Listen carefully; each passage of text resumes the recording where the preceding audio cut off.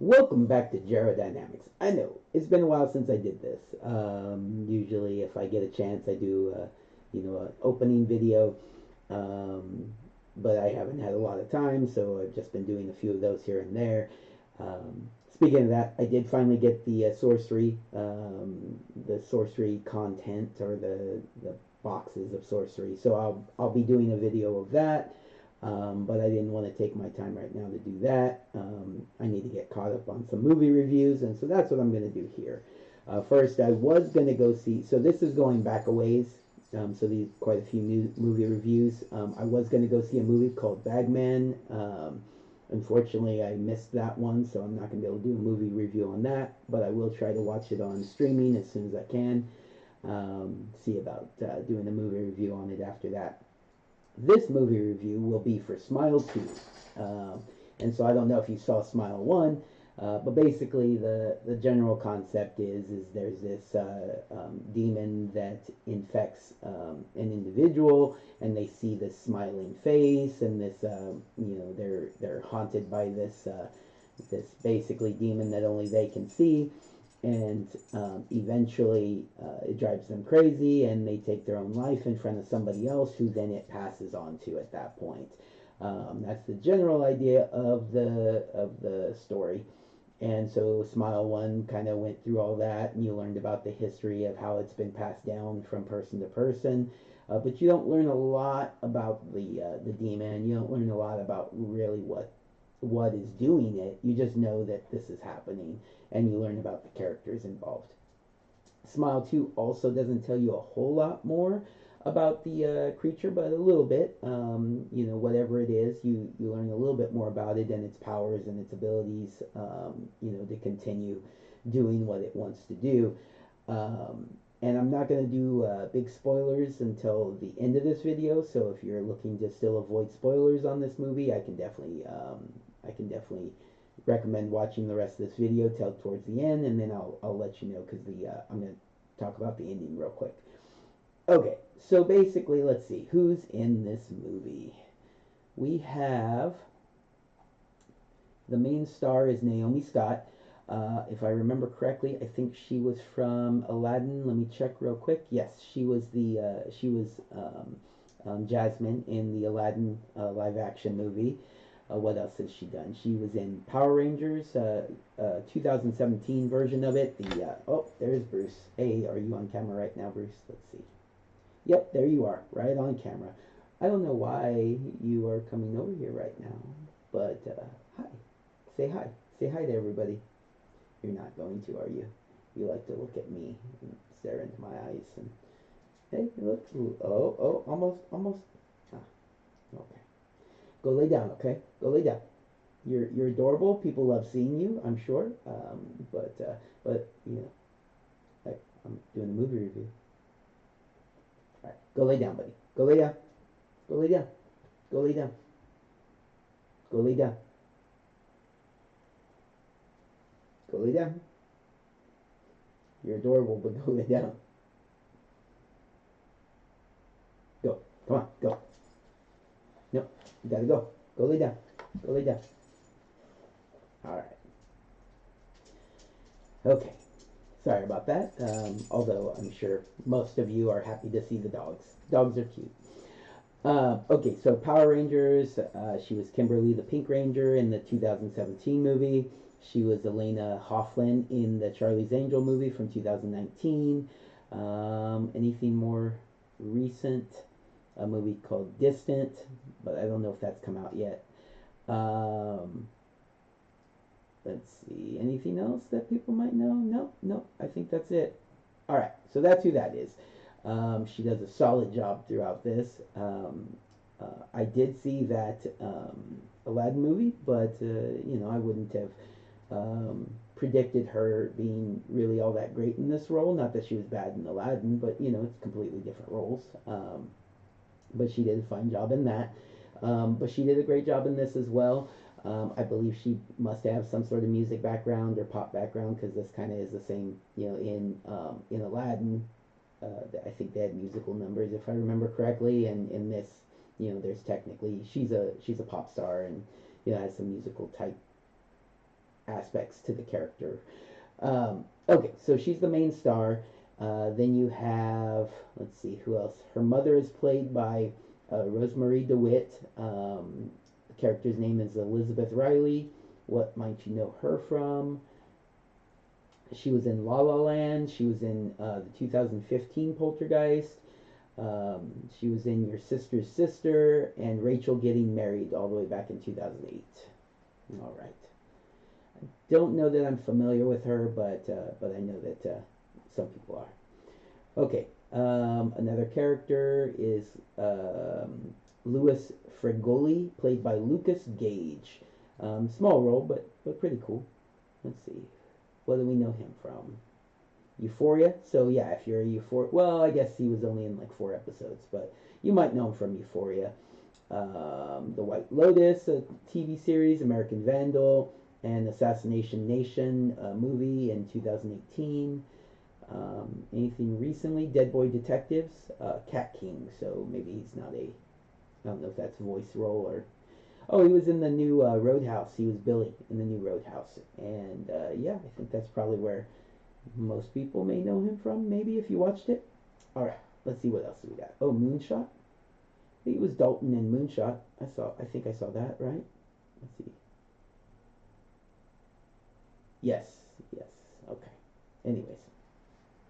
All right. Who's next? We have Miles Gutierrez Riley. Oh, so Lucas was the guy that passed the demon onto, or Louis Fregoli is the character's name, was the guy who passed the demon onto the main character, Sky Riley. Miles Gutierrez is a assistant, is Sky Riley's assistant. The character's name is Joshua. Do we know Miles from anything else? Agatha All Along. I haven't watched it yet. That's on my to watch next series. Um, with my girlfriend. I'm currently watching House of the Dragon by myself, but when we get a chance to watch something together, it'll be Agatha. He was in The Wilds, and I Wish You All the Best. Let's see. Peter Jacobson plays Morris. Peter Jacobson was really familiar. What do we know Peter Jacobson from? He was in House, the TV series House. He was in the TV series Colony. He was in the movie Fly Me to the Moon, which is probably where I recognize him most from right now. But he's a character actor. He's been in tons of stuff. Ray Nicholson played Sky Riley's boyfriend in flashbacks. Paul Hudson was the character's name. Might know him from The Outsider, Licorice Pizza. I actually never saw that. And Benchwarmers. Gonzo Girl. You might have known him from Gonzo Girl, Fear the Night. Okay. Moving on. Oh, come on. There's like a fly, like one fly just bothering me. All right. Dylan Galula plays Gemma, which is the main character's friend. Decent sized role there. She's pretty good in the movie. Then we have Raul Castillo. Darius is like kind of her manager, kind of. We have Kyle Gallner playing Joel, who is the carryover character from the first one. So basically, at the end of the first one, if you haven't seen it, a little bit of a spoiler here, but the demon gets passed on to Joel's character. All right, and so at the beginning of this movie, Joel passes it on to Lewis's character, Lucas Gage's character, Lewis. And then Drew Barrymore is in this as herself. Zebedee Rowe is Alexi, plays a drug dealer, and I think I'm getting into the weeds on these. So let me go back to Kyle Gallner. He's familiar, and but he's just a small role. But he was in the movie Strange Darling. he was in, oh, he was the demon in Stranger's Darling. I haven't seen that yet. I wanted to go see it. I almost saw it, but I did not. But I will be seeing it on streaming. He was in Smile 1, and he was in Dinner in America, a movie called The Passenger, Mother May I, What Comes Around. He was in Scream. There we go. So he was in the 2022 Scream. All right. Okay, so basically, Sky Riley's a pop star. She was in an auto accident that killed her boyfriend, but she's trying to make her comeback now. She's also dealing with the PTSD from the accident, and she's a recovering addict, so she's dealing with a lot. And her mom is kind of pushing her to still to revive her career. Um, and so she's got back pain from injuries that she suffered in the car accident, and so she goes to try to get some Vicodin without having it prescribed to her because she can't have it prescribed to her because she has she has a substance problem. So they're trying to get her to do everything holistically so that she doesn't relapse. But she's just not having it, so she needs to get that Vicodin so she can continue on with this tour that they're trying to push her out onto, that she's probably not ready for. And so she goes to an old drug dealer friend of hers to get Vicodin. Well, that's Lucas, and Lucas is going crazy when she gets there because he's dealing with the demon, and eventually he takes his life while she's there, and it passes on to her. And so the majority of the movie, so it passed from the character from the last movie, Joel's character, to Lucas's character, to Sky Riley's character. And then so the majority of the movie is Sky Riley trying to figure out what's going on, trying to figure out what she can do to stop it. What's his name? Oh, where'd he go? Morris, Peter Jacobson's character. Morris tries to help her, and then without going any further, because any further would result in spoilers, basically she needs to try to see if she can escape this demon. All right. I would say it's worth a watch. If it's still out in the theaters, I think. So if you haven't seen it and you want to see it in the theaters, definitely get out there and see it. Watching it streaming will be just fine. It will be a great movie to watch streaming at your house late at night by yourself in the dark. All right. So I recommend watching it. The actors do a great job.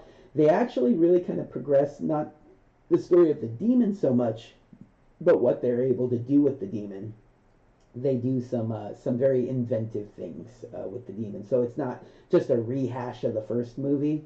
You definitely see some interesting new things happen in this movie. It's worth a watch. Okay, so spoilers. So if you don't want to know how this ends, then jump out now. But basically, how this ends is, she's a pop star. She is going out on the tour. She thinks, because she has all this stuff going on, she thinks she's fighting back and that she is able to, she's going to do this thing with Morris that's going to cause her to die so that the demon leaves her, because it won't pass on to anybody. And so she tries to, kind of kill herself in a way that she can be revived and she can survive the whole demon thing.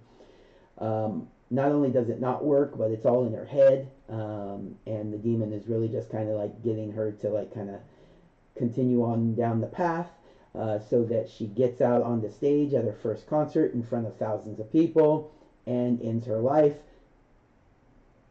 We imagine passing the demon on to the thousands of people that were watching. So yeah, so basically a lot of people now have this demon. It's just going to get worse and worse from there. And I would imagine that we may get a third movie out of this. I think it was pretty successful, so we will probably get a third movie, and we'll see what happens next. All right. Hopefully you guys enjoyed that. And if you enjoyed the movie, let me know. All right, everybody. Take care. Have a good day.